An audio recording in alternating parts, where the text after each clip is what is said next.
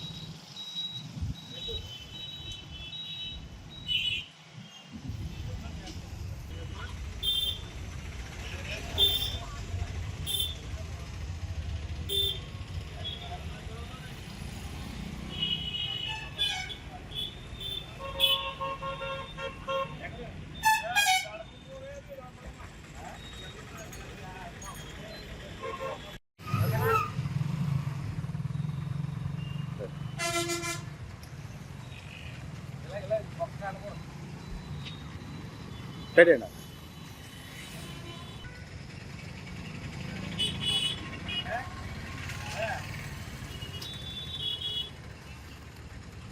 మరి రాజేమంటారా